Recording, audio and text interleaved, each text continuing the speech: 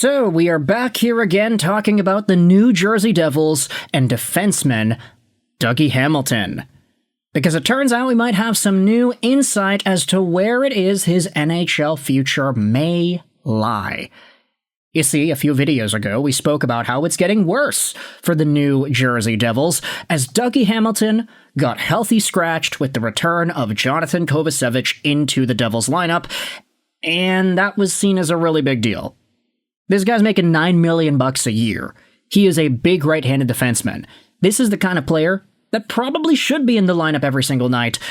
Unfortunately, he hasn't really been producing all too much this season. He's only got 12 points in 41 games. Steep decline from the 40 he had last season and the 74 he had 2 seasons before that. But Dougie Hamilton, reputation-wise, is still one of the better right-handed defensemen in the league. And at 32 years old, he's kind of in that territory where it's like, yeah, you have to respect this guy. You play him. So what if Nemec and Kovacevic are all back? You find a way to get Dougie Hamilton in the lineup. Now, last time we spoke about how he spoke about the situation and how he was frustrated with the way everything was going down. We went over the agent's response to the scratching, and to Dougie's credit, he did come back and he did score 2 assists against the Minnesota Wild on Monday, so good for Dougie to do that. Hughesapalooza, Quinn loses again. But this time, we're heading over to the James Murphy article published on rg.org 2 days ago that goes over some of the latest on Dougie Hamilton, how the Sharks are in on this guy, the Leafs and the Mammoth are among other teams eyeing a trade as well. Take a look at what James Murphy writes. Key takeaways here. Dougie Hamilton's trade situation has moved from quiet talks to full-blown urgency.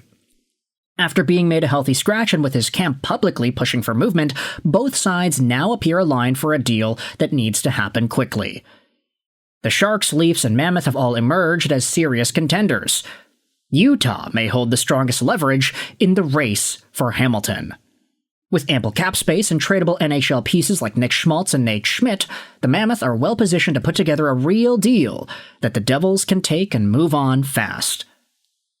But of course, there are some other teams that are written about here, and I wanted to scroll down to the bottom and just see some of them as well. Nemec back in the lineup. Fitzgerald told The Athletic via text that he's the best player at our defense corps. Like, okay. Like, Dougie Hamilton's making 9, Luke Hughes is also making 9, and you're going out there saying that the guy in his entry-level deal is the best defenseman on the team? Come on. Like, how are you going to go out there and negotiate any sort of a reasonable deal with this guy now that his agent has that firing power that, yeah, my client is better than your two $9 million D-men? News broke on Saturday that the New Jersey Devils veteran defenseman was waiting to be traded, and according to an NHL source, that could happen within days. The Devils have been trying to trade him for a while now, but his no-movement clause was obviously holding things up, the source told RG on Saturday night. That all changed on Saturday because now Hamilton clearly wants out. I'd keep an eye on the Ducks, Leafs, Knights, Red Wings, and Mammoth. I think something happens really soon. It should be noted that this was originally told to RG and written before Sportsnet NHL insider Elliot Friedman reported on Saturday's NHL headlines that Hamilton vetoed a trade to the Sharks this past offseason. So with that in mind, I'm a Red Wings fan. Let's talk about the Red Wings. Let's also have a brief conversation about the Golden Knights and maybe some of these other teams too. Toronto, Utah. Firstly, I just wanted to say this. The Maple Leafs, are they really going to go out there and try to get this done? I mean, they just got Brandon Carlo the other year. This is a team that I think, by all accounts, has been disappointing this season. They're slowly starting to get that identity back. Are they going to be able to make the playoffs? Was the loss of Marner really going to be the detrimental part of Toronto's Austin Matthews era? Who knows? They're in the wild card right now, but they don't have too many games in hand, so we'll see whether or not Toronto is going to be in a position to push hard for a Dougie Hamilton. Then you talk about some of these other teams. The Vegas Golden Knights intrigue me, because when I hear about the idea of Hamilton over to Vegas, my brain immediately goes, yep, of course. Of course. The team that gets every top-tier guy available for trade under the sun is going to get the next one. Jack Eichel, Mark Stone, Mitch Marner, Tomas Hertl, Noah Hannafin, Alex Pietrangelo. Even in the other years with all the other guys, Pat Chiaretti included, Vegas gets everybody that most NHL fans would consider desirable pieces in trades and whatnot. Even when the guys are going to go to free agency, Vegas still gets them, like Mitch Marner, and that was still technically a trade. Dougie Hamilton over to Vegas would be a pretty big boost for a team that is losing out on Alex Pietrangelo essentially for the rest of his career. I mean, he's on the IR. I don't think he's going to be coming out to play anytime soon, so having some extra support to maybe replace Caden Korczak or whatever can be a decent idea. Now, no disrespect to Caden Korczak, the guy's been actually pretty alright, and I'd even argue that he's been pretty decent. I have him in fantasy once in a while. I pick him up because I need blocks sometimes. But Dougie Hamilton is, of course, a different animal. And then you head over to the Detroit Red Wings, and I start to think, Mo Seider and Dougie Hamilton are roughly the same size.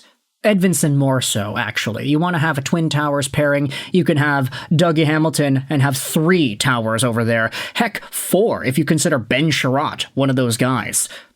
The idea of having one of Seider, ASP, or Hamilton getting third pairing minutes does kind of scare me a little bit. But if you really wanted to give ASP all the offensive opportunity he could ask for, maybe a Hamilton move is appropriate here. Hamilton is signed on till the end of 2028, so he's got 2 more years left on the contract. And that gives the Red Wings, I'd say, enough time to reasonably flesh out some playoff runs with a D-core that would look like this, plus the addition of Dougie Hamilton. It's actually not that bad. It's an improvement for sure. Like, who would I rather have, Bernard Docker or Hamilton? Like, yeah, okay, Hamilton. $9 million a year, that's expensive, but the Red Wings have some space. I'm just thinking about how well they've been performing this season. They're second in the Atlantic Division, the Detroit Red Wings are, and this is a team that if they wanted to start maybe buying a little bit instead of selling all the time, if Hamilton's available and there's a lower trade price because he wants out, this could be an option here.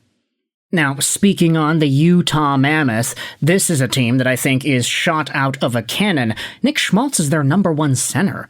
They're thinking about trading him away for Hamilton? Okay, honestly, I mean, you look at this team, Dylan Guenther's on the 3rd line. I don't think anybody's really looking at the Mammoth and saying that any line is a definitive 1st, 2nd, 3rd, what have you. You look at their D-core, I mean, yeah, Hamilton would be a pretty big upgrade over Nick DeSimone. John Marino, too. Heck, we've already seen Marino and Hamilton in the same system before. Nate Schmidt leaving, opening up a door for Ian Cole to get some top 4 minutes. That would be pretty nice for Ian Cole. Good veteran in the National Hockey League.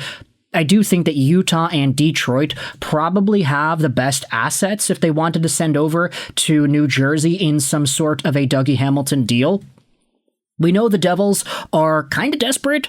They're in win-now mode. They want to be able to compete with both the Hugheses that they have, especially after all the frustration that has grown with those Hugheses in not getting their brother. And the fact that now this Dougie Hamilton thing has blown up the way it has, it makes things a lot more difficult moving forward into the future of New Jersey's potential window here.